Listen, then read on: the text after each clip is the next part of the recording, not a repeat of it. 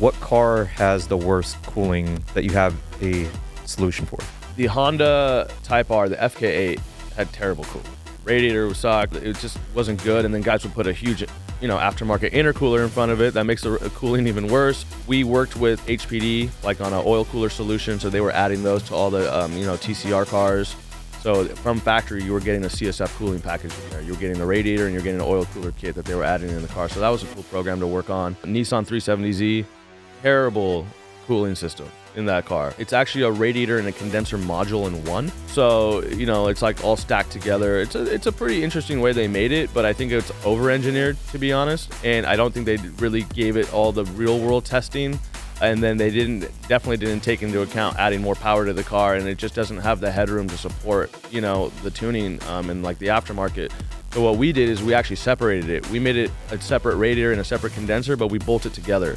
So we were able to put a bigger radiator into the application and still make it fit without having to modify anything. Our special guest today, Ravi Dolwani, owner and founder of the Racing and Performance Division of CSF.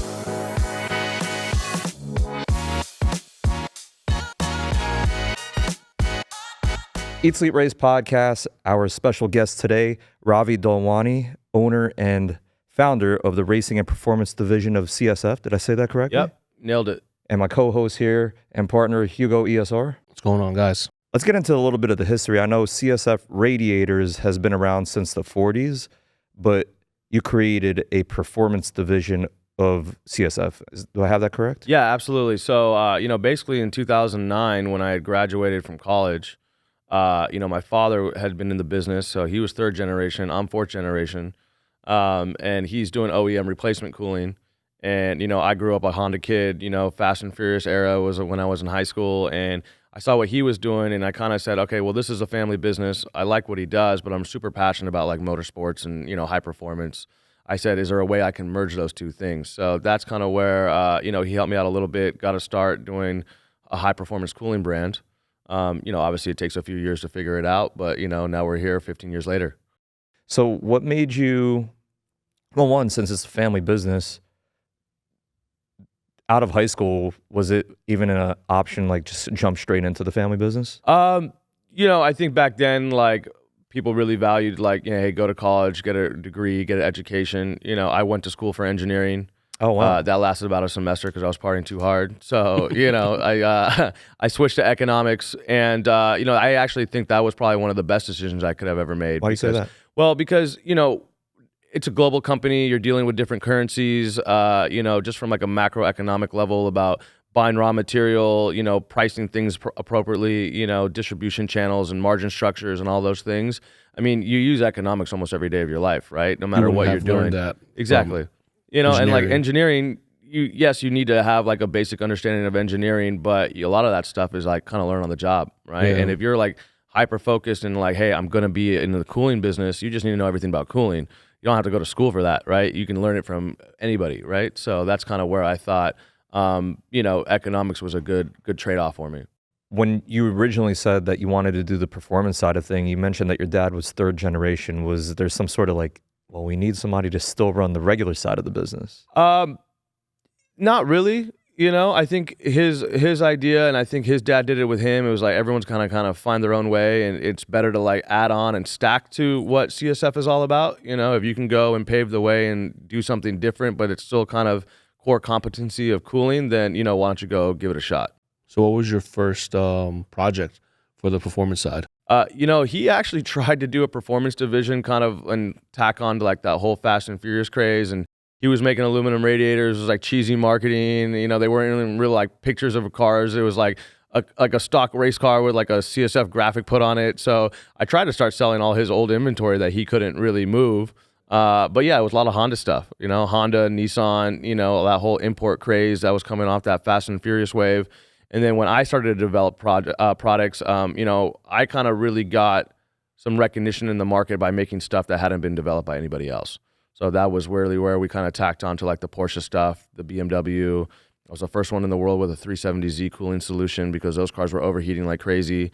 So it was really about finding vehicles at the time that were either going into limp mode or really needed cooling upgrades. And that's kind of how we got the name out. And that took a few years to kind of, figure out what was going to work and what was going to stick. With those products, like that you were like pinpointing the weak links of certain platforms.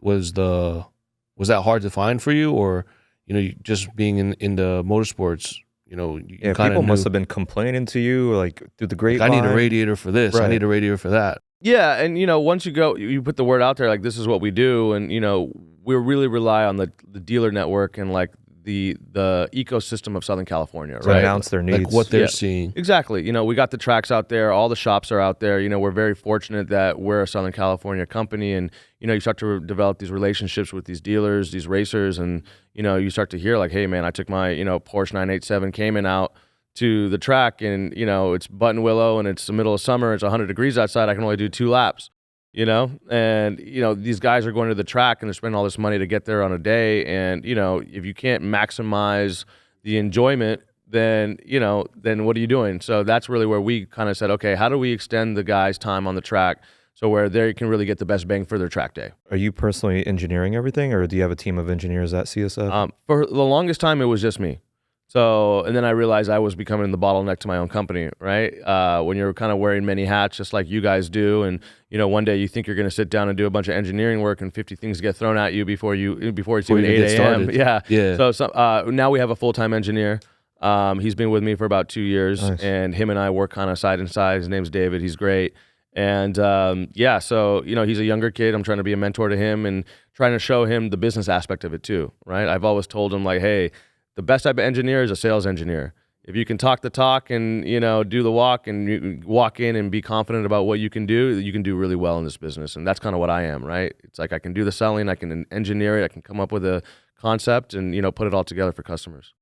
And it's kind of like difference in personalities too, because thankfully for you, you're a jack of all trades, but I also see it in different ways. Like engineers are kind of like, what do you call that? When they keep to themselves. Introverted. There you go. Yeah, introverted and timid. And he's a little like that, and I'm trying to get him out of his shell because he's a very good person, and he's got a good personality. But yeah, I mean, engineers inherently just want to be by themselves, sit at a desk, and just solve problems. solve problems. And that's why I think it's a very good skill, and it's very needed in the engineering field, is guys who can be personable, have a beer with you, but can also talk shop and design what you need. Yeah, that's amazing. That's like once you have that skill, you increase your self-value there, just like you have. Yeah, and I always tell people, it's like, the part is just an item.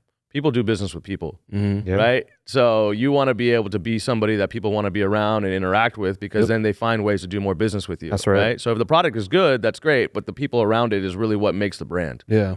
I think that's the importance of shows like this as well. I mean, your energy attracts similar energy. So if you're coming out here, you're a good person, you're attracting good people. And that's been one of our biggest reasons why we personally keep coming back to the show since we started, 5-6 years ago? We started in 16. Like a lot of the relationships that we have today came off of this show, because we came up in the import racing scene. So like all of our networks and connections were strictly that, because all of the events that we went to were only import events. And now all the other realms of racing that we've dived into in the past 6 years have happened at this show. And now the podcast is such a great platform because we get to learn way more than we would just shaking hands at the booth. Yeah, absolutely. I mean, long form podcast and, having that time to really kind of dive deep, ask people personable questions, in a more relaxed environment. It's the way media is going, right? Mm-hmm. So I'd like to know, you originally said you were a Honda guy. Was that in college, in high school? It was in high school. It was kind of like a hand-me-down car from one of my dad's friend's kid. Before Fast and Furious? I got my license in, let's say, 2003. So I feel around that era. Yeah, right around that era. So you saw the black Civics with the green underlight kits? Absolutely. Underglow. That was me, man. I had like a V6 Accord, with like the triangle taillights in the back. Absolutely. And bought an eBay Underglow kit. Did you really? I had the Alpine flip-up screen. I mean, oh, man. We were fortunate. We had Auto Shop back then. So in high school, we had Auto Shop. So you were able to tinker with your own stuff. So you could tinker on your own car, and you could do the class multiple semesters and get repeat credit. So that's what I did. And I had a good friend. His name was Blake, and he was into tinkering with his car. We modified a golf cart. You know, he had a BMW that we did a bunch of stupid shit to, and you know, having a good time. So that's kind of how you learn, you know, wrenching on cars, and yeah, it was awesome. From a Fast and Furious era car to now one of the most well-built resto mod Porsche 911s in the history. Thank you. That's kind of crazy, right? Yeah, I mean, it's just kind of, you know, you learn a lot in this industry, and I love building cars. You know, it's a huge passion of mine. I want to do more of it. You know, I'm gearing up for the next car. You know, hey, we'll get into that. Yeah. Don't get ahead of ourselves. Yeah, no, here. for sure. So I love just learning the process, the journey, the build, and it's really about the people you interact with. You know, every car that I've built or put together, you know, there's a whole mix of people who are specialists in that platform, and you get to know them, and you bring in new people, and you know, obviously you have your favorites, like, you know, Rywire is always going to be wiring my cars, right? He's one of my best friends, and he's the best at what he does, and he's a mainstay. But you know, if you're doing something Porsche, you got to tap into that Porsche culture, and you got to figure out who's the who, and then, you know, whether it's a BMW, go somewhere else. So yeah, it's actually I like to go back on that. So the Porsche, you actually listed it for sale as one of those. I don't want to sell it, but if somebody wants it for this price tag, what was that price tag? I listed it at $899,000, so $900K. So we're going Fast and Furious era of having this hand-me-down Honda Accord, probably like $500-600. And how many years later when you finished the Porsche completely? So we finished the car in 21. We took it to SEMA. So, you know, it was kind of miraculous. It was a COVID car, really, you know, but I didn't have any kids back then. A lot of people were just sitting at home. A lot of people were kind of bored. So a lot of people, like good people, had the time and jumped on it to help us put that car together. And I think that's why it's so special. Like, I think if I said to all those same partners on the bill, like, hey, I'm going to do this now, it wouldn't get done. Yeah. Not in that timeline, because everyone's busy. It's too busy. Yeah, and everyone's got their own life back, and, you know, things are moving in a different pace. So, yeah, I think it was like lightning in a bottle. It was just the right time for that car to be built. And honestly, I don't think that car can ever be replicated. What inspired the interior? You know, I needed a lot of people, not to cut you off, but a lot of people, they always do like custom interior, little different patterns and stuff like that. And yeah, you definitely, it kind of reminded me like back in the day, right? Like everybody had like Gucci seats and stuff like that. So when you brought it back, it's like you did something like that was cool back in, I would say like mid 2000s. But you took it to a next level. Don't disrespect Ravi with the Gucci and let everyone know who's watching this. He has Goyard. Yeah. I was waiting for him to say that. I mean, we're talking from cool, that's luxurious, to Goyard. Like that's not. That's like extreme luxury. I don't even know what you call that. Is just like extreme luxury. Yeah. You know, like I think, and exactly what you said, Hugo, is a lot of people who do Porsches, you know, they kind of go back to the tried and true, right? Oh, it's tartan interior or Pepita or, you know, Pasha print, right? And I wanted to find something that really elevated the car to like a GT level, you know? So it's a nice mix of like the performance from like a race car, but it's a street car. And I wanted it to be when you sat inside, you're like, okay, this is luxury. Yeah. You know, it's a little mix of everything. But I wanted it not to be like so like standoutish and like, oh my God, he put like Louis Vuitton seats or like a bunch of LVs or Gucci. And Goyard's one of those things. It's like, if you know, you know. It's a pattern in itself. And that's what I liked about it, is that it's, you know, if you didn't know what it was, you'd be like, oh, cool pattern. Yeah, you're not even paying attention to it. So it's like you almost like understated luxury unless you're kind of into fashion. And it's also canvas, not leather. So it was going to wear well. You know, it's going to have a patina over the lifetime of the car. And, you know, I just felt like that was going to be one of those things that really took the car to a next level. It's a wow factor. It's a talking point. And to execute it, it's extremely difficult. So I had the right guy who's like, yo, I can line it all up perfectly. And, you know, it was almost like one of those beautiful minds. Like he wrote it on a wall and said, okay, this is how we're going to lay it out. It's exactly perfect, diagonally, horizontally, and vertically. Like it looks like it came from a factory like that. And how'd you get the material? We had to buy the bags. And that was like a challenge on its own. It's a story of itself because, you know, Goyard's one of those things that you cannot buy online. Right. You have to go to a boutique, and there's only 6 of them in the U.S. Fortunately, there's one in Beverly Hills, so it's only about like an hour and a half from our house. And yeah, it's kind of like a game, you know? Like you walk in and you're like, hey, I want to buy 6 of this like burgundy bags. They're going to be like, you sound like a reseller. Right. You know, they're not going to do it. But, you know, my build partner, his wife is Asian. She walked in. They had no problem selling it to her. Yep. You know, Cra- like, that's oh, how hey, it cool. works. Crazy Yeah, they're Rich like, hey, man, Asians. rich Chinese lady, dude. You know, Yeah, you tell let's her do whatever it. we want, you know? So it took like 3 trips to get all those bags. Okay. Yeah, because they obviously didn't have all of those in stock, and you have to order them. Order and it, wait. we actually were running out of material. You know, there was a lot of scrap because to line it up perfectly, there was a lot of the sides that you couldn't use because trim we didn't off. want to like stitch like random panels. We wanted it all to be like a full Complete. panel. There was like only one section of the bag that will literally go in that Cover that section. piece, Yeah, right? exactly. So I have a lot of like knick-knack stuff with Goyard stuff on it. I made my kid a diaper bag. I got Nike shoes. You know, like I got a lot of like cool Goyard stuff. For floating those around. unfamiliar Yeah. with Goyard, like how much is a bag? You know, we got like the large tote bags because that was like your best bang for your buck, and it like it's kind of malleable, like it's not a lot of structure to it. I think each one of those now is about $1,200, and we started with 6, and then we ended up with 8. Wow. So you know, it's over adds 10K in bags. Just in fabric. Yeah. Material. But you know, a lot of people are like, "Wow, that's crazy." But if you look at the total cost of the A build, build it's gonna. it actually is justifiable, yeah, right? Right. So, Because actually, we learned from Ryan, your throttle bodies alone, what was that, like 20 grand or something? yeah, man, that's Just for that. Kinsler stuff. And, you know, they're here at the PRI show. And, you know, like you said, it's a great place to make connections. And they've been very good to us. It is the best of the best. And, you know, leaning on Ryan, who, you know, he's the wiring guy. He does all the injection stuff. He knows a lot of it. I mean, he's like, hey, these are like 3 or 4 brands that make really good, you know, throttle body setups for 911s. But if you want the best, he goes, no doubt it's Kinsler drive-by-wire. And it really is next level. And now my builder's using that exclusively on all his builds. You know, I walked by the Kelly Moss booth earlier. They have it on their stuff. So, yeah, definitely Kinsler is the way to go. So you spared no expense on this build. You know, you said at one point it was your Picasso. We're going to get a little ahead of ourselves here. The car is for sale. But it's not on sale. Correct. Yeah, I like that. Here you go. Exactly. Right. What's next for the stable of CSF? You know, the Porsche market is something, I mean, you guys know it. There's a ton of resto mod companies, right? It starts with like Singer and it kind of trickles down. And when I built that car, I never built it with the idea that I was going to replicate it or sell these. So it truly is a one-off with all like the metal work and like kind of that build. But the next thing I want to do is actually start a resto mod Ferrari company. And I'm going into it with the intention that I would sell these cars. So I kind of want to do like 90s era Ferraris. Like really, I'm kind of honing in on like a 355 because I think it's a timeless looking car. Yep. And I think there's so many things about the car that if you just made it better, it would be amazing. You know, a little bit more power, drive-by-wire, you know, a little wider, update it, kind of give it that OEM plus look that I enjoy building cars to.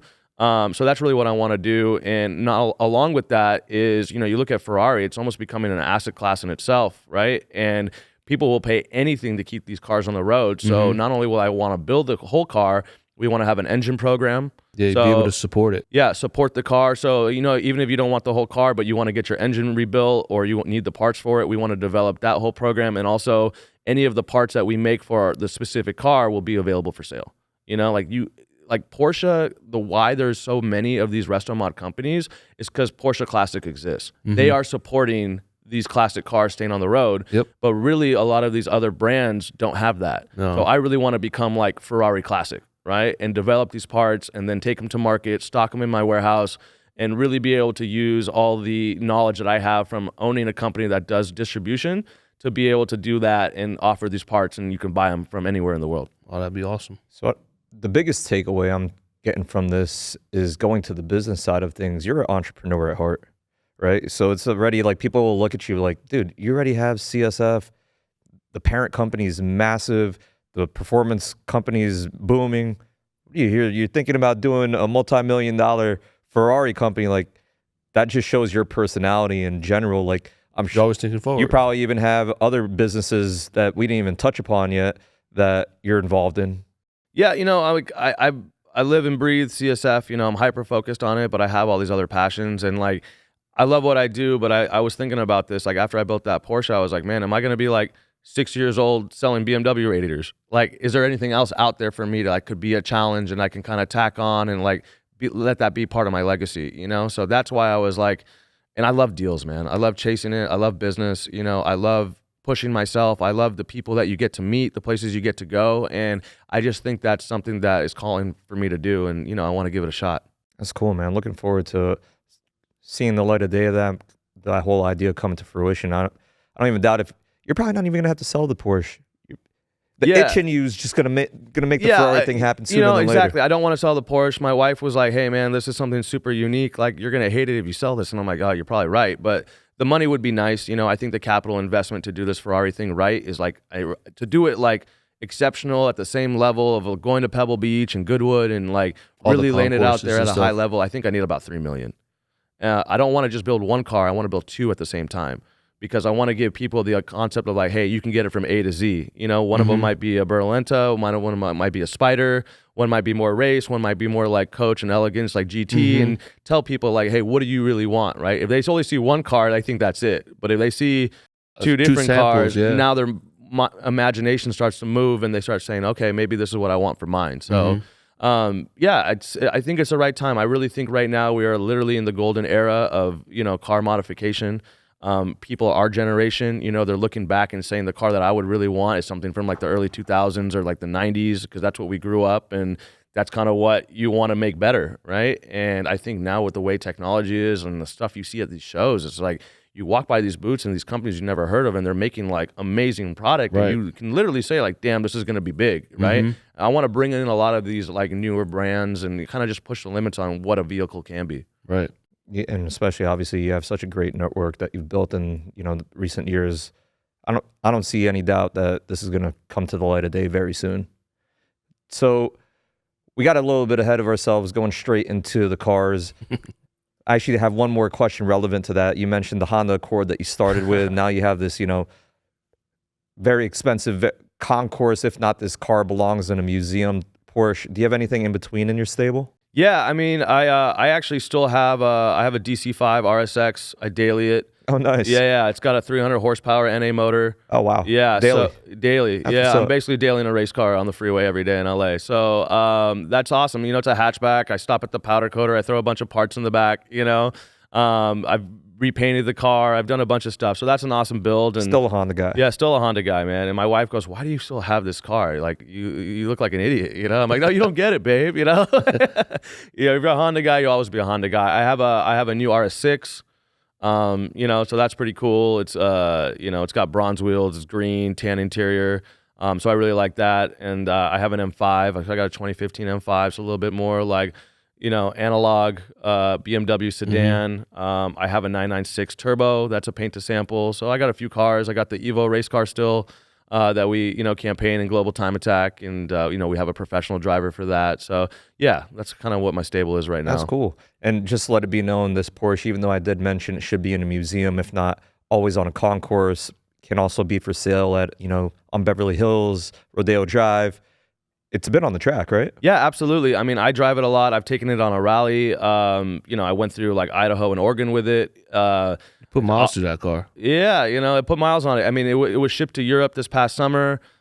Famous guy drove it on the Nürburgring. This thing is a real deal, and it's got the beauty marks to show for it. It's got Doesn't just rock sit. chips, and I think the first time I drove the car, I got a rock chip, and it's like after that, you're like, oh fuck, car's ruined. You might as well drive it.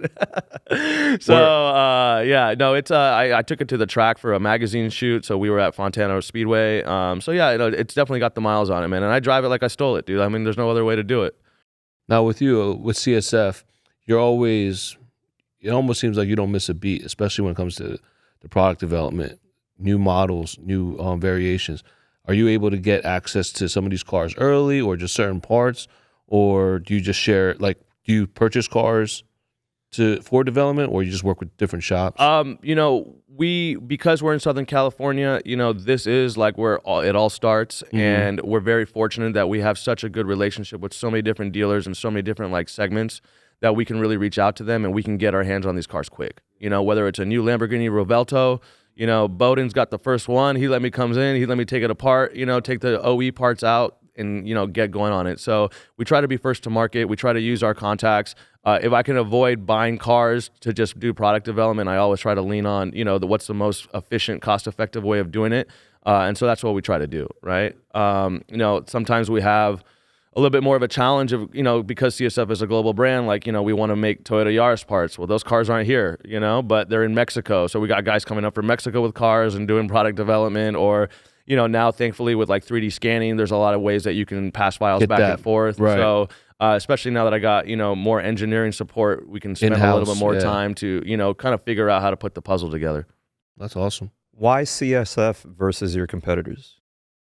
I feel like we really are the full package, from the engineering, the quality, the customer support, the branding, the association to the brand, the people who use it, the testimonial that we can put from the guys who are racing it, guys who are using it. I mean, we live this, and it starts with me. It starts with Alan, who's my general manager. Like, we are true enthusiasts. So we are not some corporate private equity company that's making coolers. Like, we are a cooling brand. We've been doing it for, since the 40s. I think there's so much passion in what we do, and it really is genuine, right? And I think the market sees it, and I think that is like the sell, right? Like, when you buy this product, you're buying like our love for cooling, and that's really what I think is the difference, right? Like, you buy our stuff, that the owner like supports it, like anybody can get a hold of me. Sometimes it's annoying, right? Like, I got random people calling me. I'm like, fuck, dude, how'd you get my number? But I'll talk to them. You got an issue, we'll take care of it. We stand behind what we have. Like, not everything's perfect, so if there's an issue, and especially at the level of motorsports that we're at now with like the B58, S58 platform, I mean, people are doing crazy stuff, right? Like 1,500 horsepower, like the car that we have in our booth, like something might break, but we're going to be there to support it. And we're going to figure out what broke, how it broke, and how we can make it better. So actually, I saw on your Instagram, you had quite the challenge getting your display car here. That actually gives a good question here. What's the biggest challenge you've had owning a business?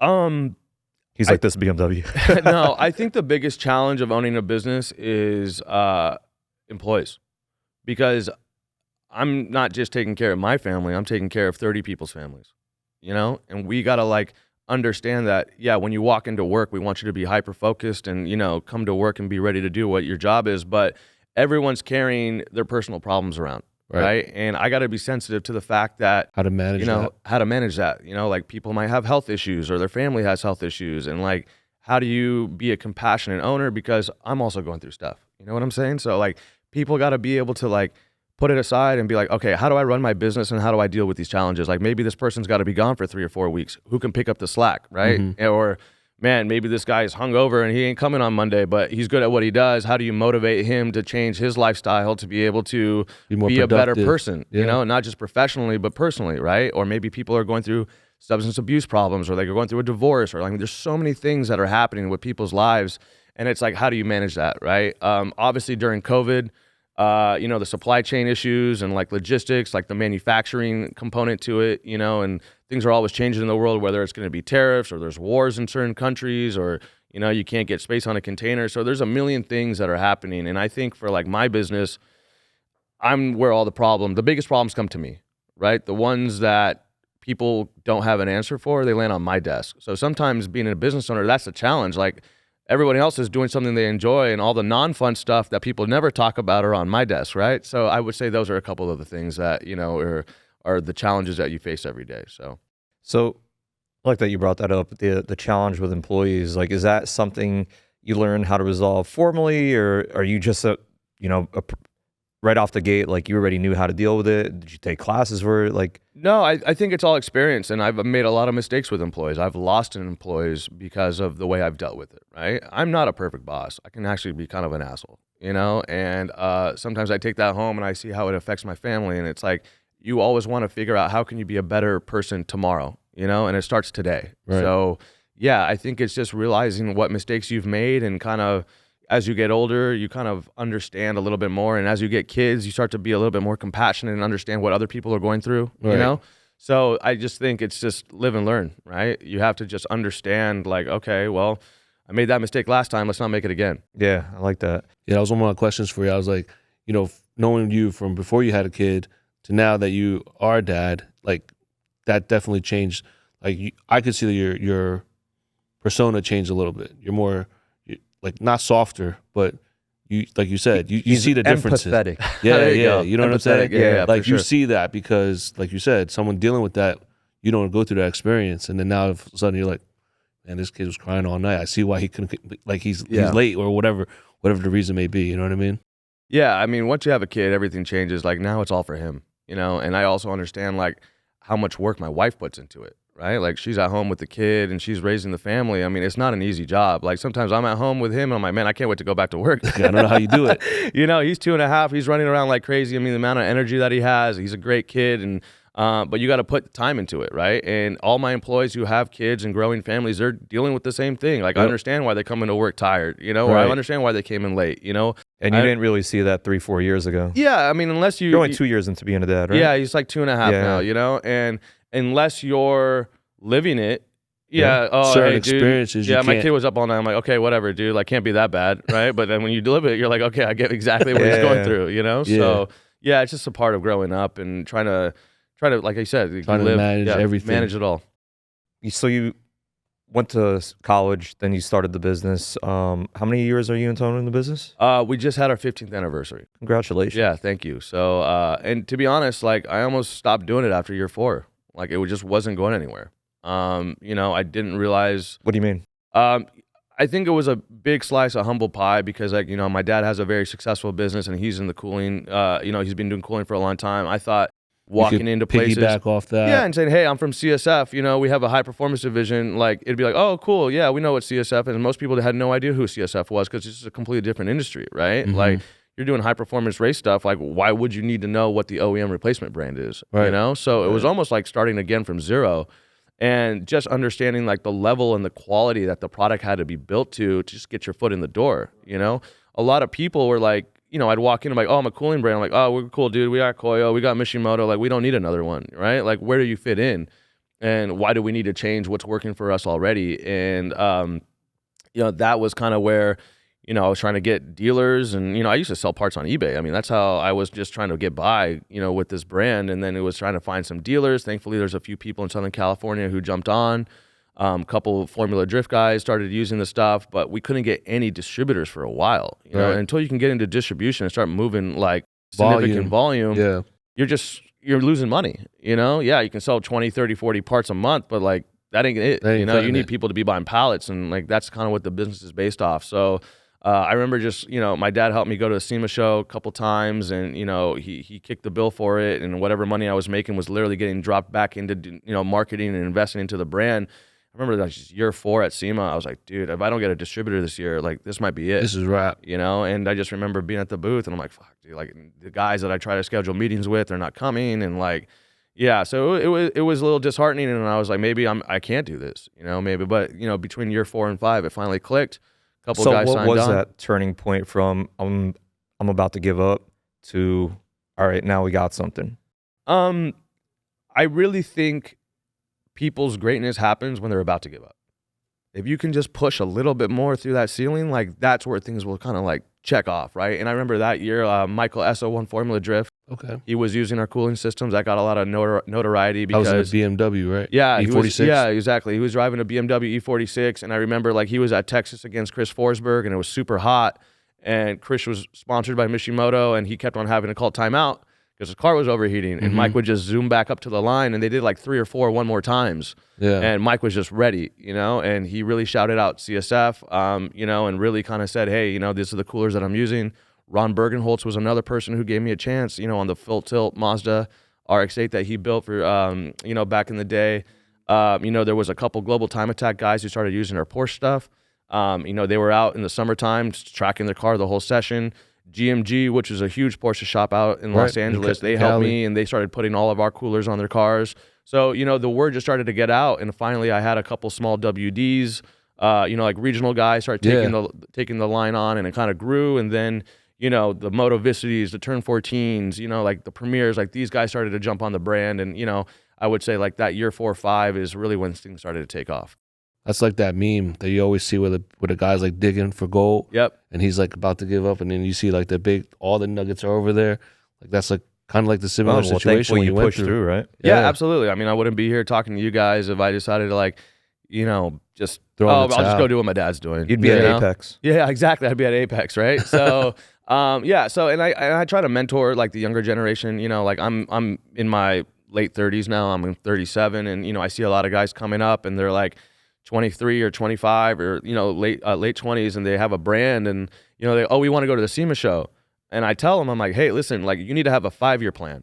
You can't just go to SEMA one year and think you're going to light the Cross world it, on make fire, it, yeah. you know? And like, Yep. I see a lot of these guys, they're like kind of dejected and they're like, oh, I went to SEMA, man, nothing really happened for me. I feel like I just spent a lot of money.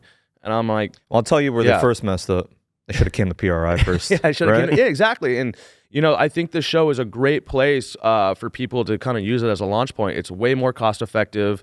People who are here are not getting distracted by like the glitz of Vegas and Right, the gambling right. and the And partying everything and all else. that stuff. Hyper Like, targeted. exactly. Like if you come to Indiana in the middle of the winter, you're here to do business, Right. right? And You're you in know, the industry. You're in the industry. So I think that this is a great place for people to get a start.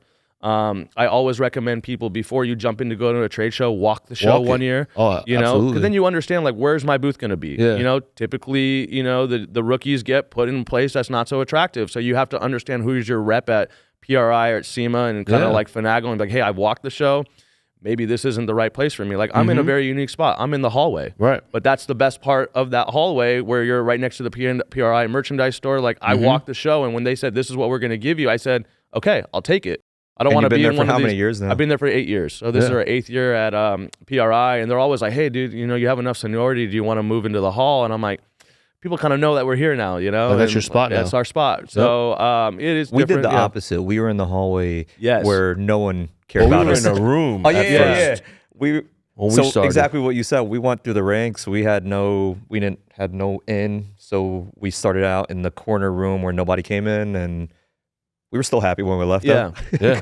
Yeah, Same worked. thing, because whoever did come by, they We saw would have the never brand. met them. Yeah, like, yeah, you know we what would I have mean? never So met them. it's still an opportunity. Still a worthy opportunity. So anyone inspiring, if SEMA's on your to-do list, highly recommend. I've been an ambassador for this show since my first year here because we had such a good time. Anyone starting a business or currently have a business, that's actually a shame that I think of it when I know a lot of people in the industry and they've never even come and to don't the come. show. Yeah, Like, I push it. And I'm like, you Yeah. need to Yeah, I come. push it a lot too. You And just come walk it, like you yeah. said. You got. I tell people it's like if you've never been to PRI, you got to go. Yeah. You know, and I'll give you a perfect example. That car that's in our booth, that M2 is from the UK. The two kids who built that are 26 and like 23. oh wow. And stopped you by know, the they're booth. super Yeah. inspiring. You know, they're go-getters or hustlers, and they're doing stuff that I wish I could do when I was that young, man. I was still trying to figure it out. You know, and Same. last year we had their G80 Touring in the booth at SEMA, and they wanted to build this car and say, hey, we want to take it to SEMA. I said, listen, man, if you're building a race car, like you got to try something different, bring it to PRI. Right. It is a totally different vibe. It is more motorsports oriented, and I'm really glad they trusted me, and you know, the car made it. Yeah. So is the car, they've shipped it over here literally just for the show? It's going to be here for like pretty much the whole 2025 season. So Oh, it's okay. we're going to take it to Texas 2K and FL 2K. Maybe actually do take it to SEMA. I want to enter those guys into the young gun category because Nice. I think that build is worth it. You know, being at that level at the Battle of the Builders and making it to the top 10 myself, I kind of understand like at what level these cars need to be built at, and that is a very, very well built race Yeah, I car. took a look they at did it. It's not very cut any nice. corners. So yeah, we definitely want to use it to campaign and really kind of show like the motorsports orientation of what we do, but also what they can do, right? And all the cool. partners that are on that car is it's a good list of partners. We always talk too, like late, especially recently, like the era that we grew up in, right? Our cars were horsepower wise, power levels were maybe 200, like 200 horsepower is a lot of horsepower back then. And then now you're getting into a stock BMW or these Supras that are, you know, already almost double that with Yeah. with a little bit of help, a little bit of accessories and stuff. You're making like 600-700 horsepower.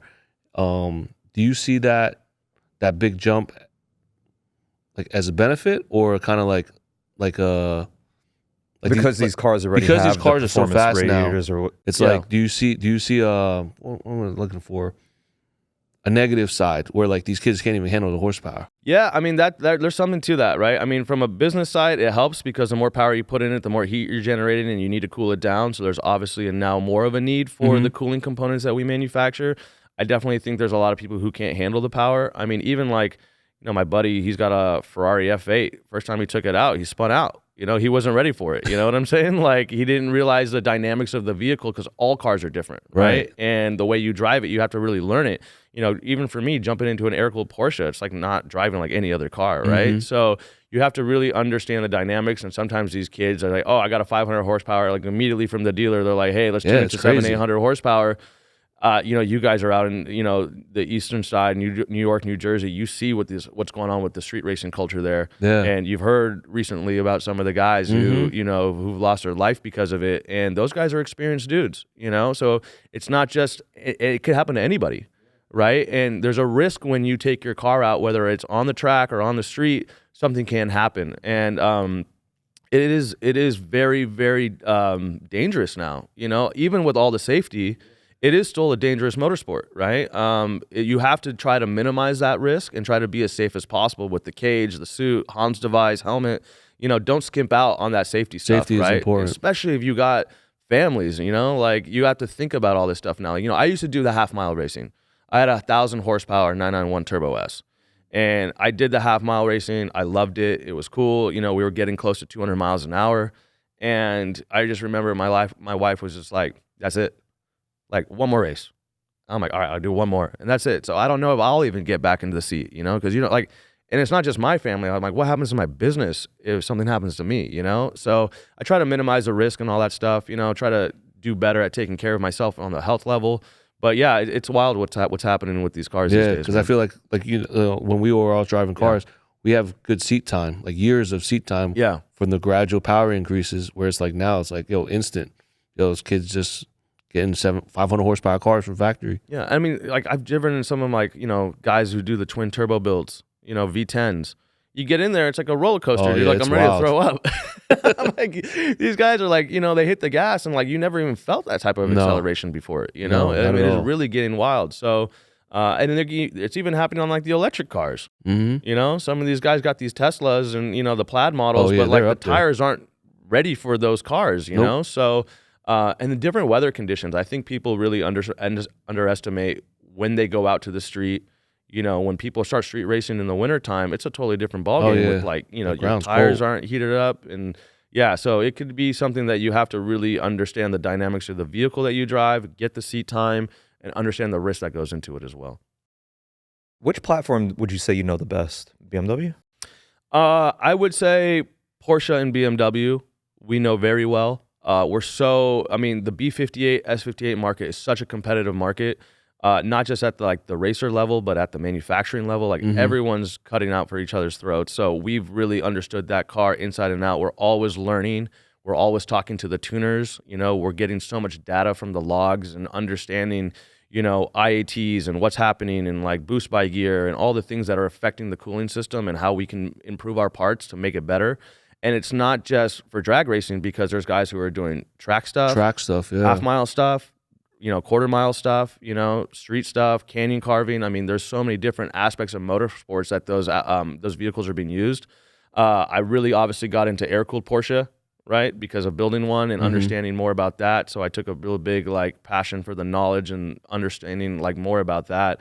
But yeah, even the water-cooled Porsche stuff, But it's awesome to see like you're saying, you're getting into air-cooled Porsches, which have been around forever, and you're still able to develop parts that are, working new parts at this time for such an older platform. Yeah, I think, the CSF Classic Series is what we call it, and we're really trying to concentrate on vintage European models, right? Because these are the cars I think are appreciating and people want to keep on the road, and they're looking for parts that no longer exist, right? I mean, a guy goes and builds a $50,000 air-cooled motor, but he's putting a cooler that's 40 years old, that's junked up, and he's hopefully sent it out to get ultrasonically clean and it's going to work, right? Like, why wouldn't you just put a new part now that one exists, right? So we're trying to fill that void and really be able to give people something that looks period correct, but it's full of 2024 technology, the latest and greatest. I mean, we're selling those to guys like Rossport.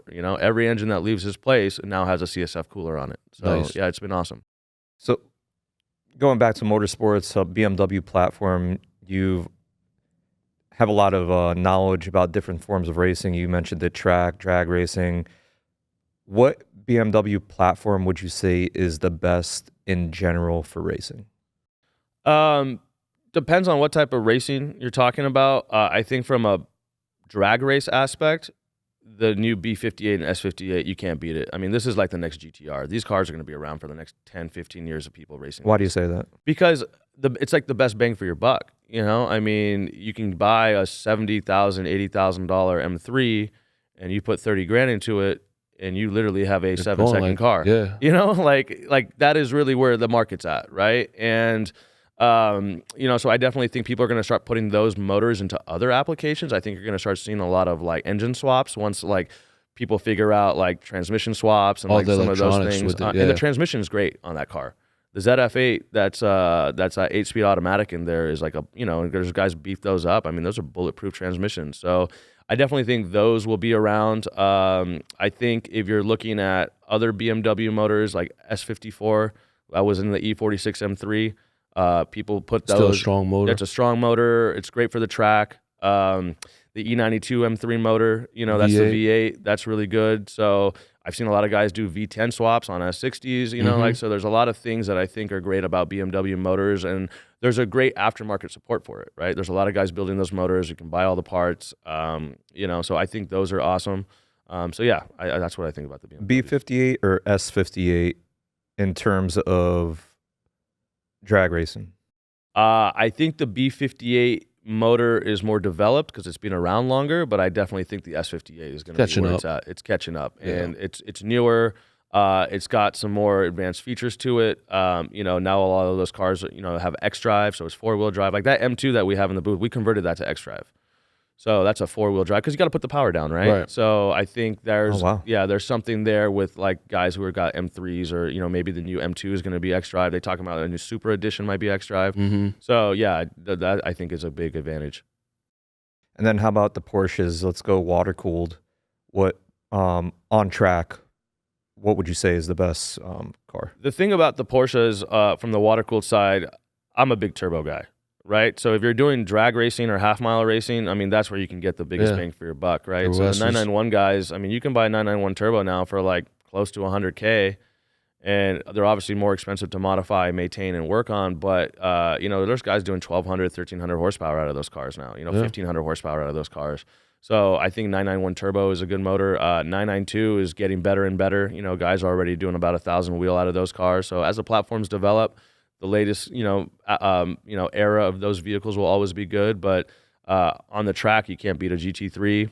I was able to drive a GT4 RS at Porsche LA, like Porsche Experience Center over there, like a month or two ago.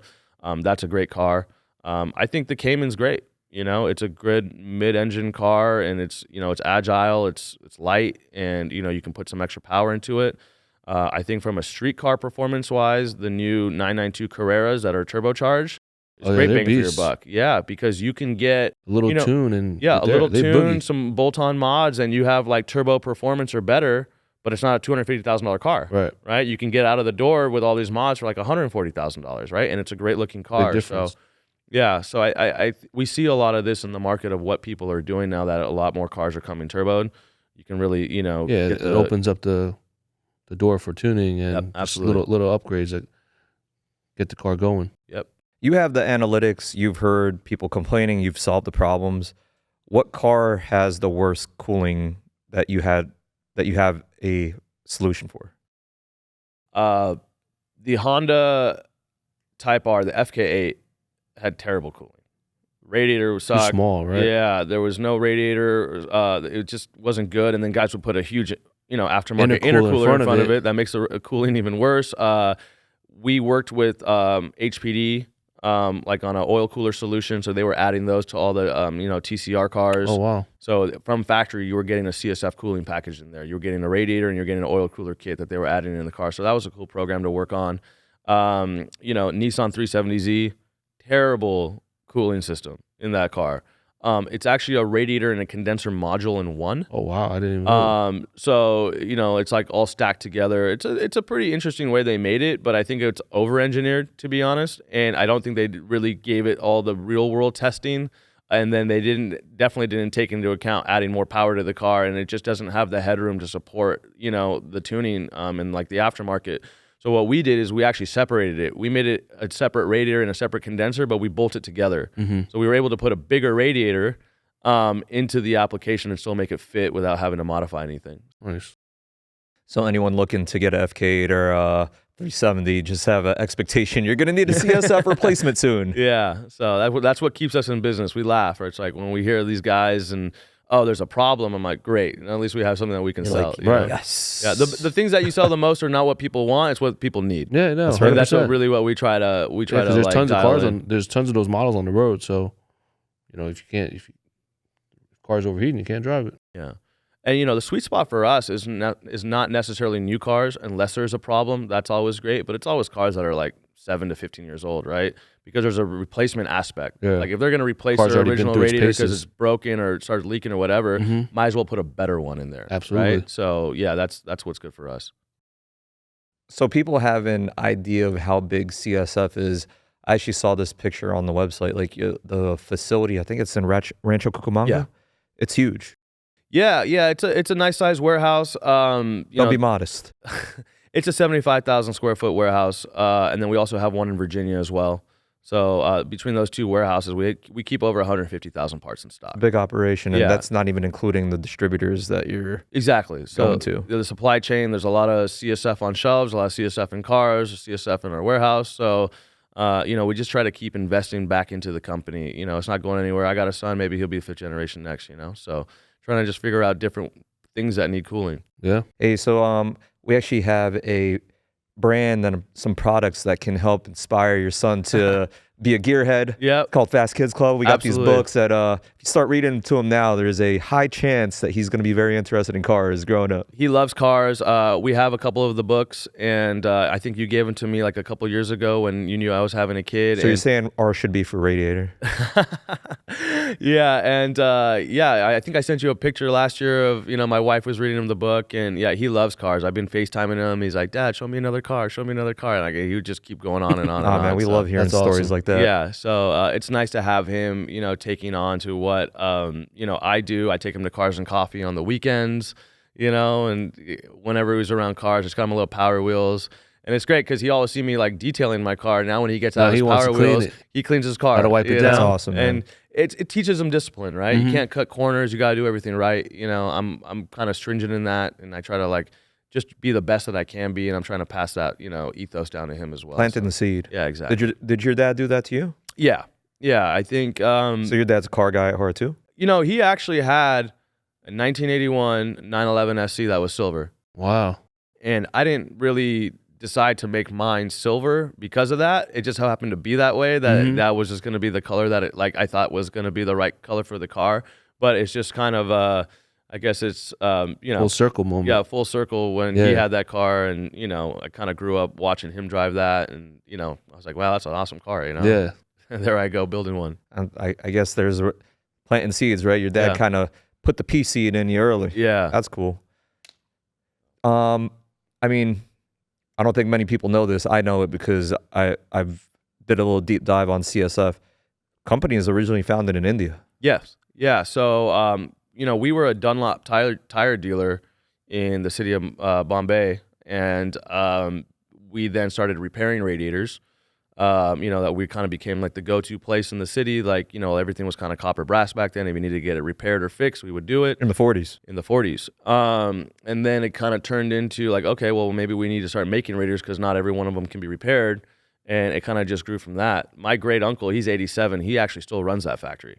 Oh, wow. Yeah, and actually all of our air-cooled Porsche product comes from that factory. So it was cool, like kind of designing and developing these parts with him, you know, different generations. And yeah, he's still there. He actually lives at the. Oh, wow. So yeah, This is what country is the factory in? in It's India. India. Oh, it is. Yeah, so we still have that. We still have a factory there. It's not going anywhere. I don't think anyone really retires in my company. You kind of just die. You know, you kind of just You're die part of working, I CSF. guess. You know what I'm saying? So I mean, that's one thing to say. Like, he lives in the factory. And, Yeah. Wow. yeah, so you know, my he was my grandfather's younger brother, and you know, my grandfather's no longer with us, but yeah, he was like everybody in my business, in our family, kind of like adds on and stacks something different, you know, on what we do in the cooling world. That's awesome. That's impressive. I mean, And then now I know you, since you obviously own the factories, you have manufacturing in India and then where else? So we had a factory in Singapore, Okay. like that we built in the 70s, and we no longer have it in Singapore. It's actually now being transferred to Jakarta, Indonesia. Okay. So that's where we make all of our aluminum radiators. And then we have a couple joint ventures in China that make like some of our intercooler product, AC condensers. We have a strategic partnership with PWR, who does all the stuff for like F1, NASCAR, and they have a facility in Australia as well as here in Indianapolis. So a lot of our like super premium exotic billet parts are made in America. And we do a lot of added value, you know, either kitting, coating, all that stuff's done in California as well with the products. So Yeah. That's awesome. Ravi, it's impressive. Thank you. Just hearing, knowing that you're an entrepreneur at heart, continually innovating, you know, I think it's a testament to show like just having something in business. You kind of had the silver spoon, but you didn't take the silver spoon because you started from scratch with this new endeavor. Of course, you had a different vision. Yeah, that's awesome, man. I'm looking forward. You're super young. I see a whole lot more happening beyond your Ferrari project. Wish you the best. Thank you. And obviously, you're a friend of ours, so hope to continually see you elevating and getting to the next level. I really appreciate it, Brian. Hugo, you guys have become good friends of ours. I love what you guys are doing with the Fast Kids Club and the way it's inspiring the youth. It's awesome. I mean, I tell my wife every time I come back from PRI, I'm like trying to buy stuff from you guys, take it home, and I'm like, man, this stuff is great. You know? I appreciate that. You know, I tell my friends' kids about it. I've bought books off the internet and sent them to some of my friends. You know, it's really cool what you guys are doing. So I appreciate you guys having me on the podcast and you know wanting to hear my story. And I hope the best for you guys as well. Appreciate it. Thank you. To everybody watching this episode, thanks for making it this far.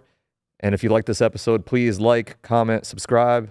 Till the next one, Eat, Sleep, Raise podcast. Oh, and we can't end it without asking for your socials if anyone wants to follow you. Okay, cool. So yeah, if you want to check us out online, it's you know, Instagram. We got a lot of content on there. It's CSF_radiators. Check us out at csfrace.com, and yeah, you'll find How about us. you personally? DJ Deluxe Ravi on Instagram. So if you want to follow me, I used to be a DJ. I was gonna say, yeah. So I did that. That's how I paid my bills in college. You know. So you used to DJ in college? Yeah, used to DJ in college. DJ'd after college. You know, I went to the University of Arizona. Party school. Yeah, you know, there's a little bit of that. So, well, you did say earlier that you partied a little too hard freshman year. Yeah, but I would do like the 2,000, 3,000 people pool parties. So, you know, I've done nightclubs. So, yeah, that's a big passion of mine as well. That's near Havasu? It's in Tucson. Okay. Yeah, Tucson. So, yeah, so that's what I did for a long time. The Instagram handle is a little bit of a throwback to that. That's cool. Keep it. Make sure you follow Ravi and CSF.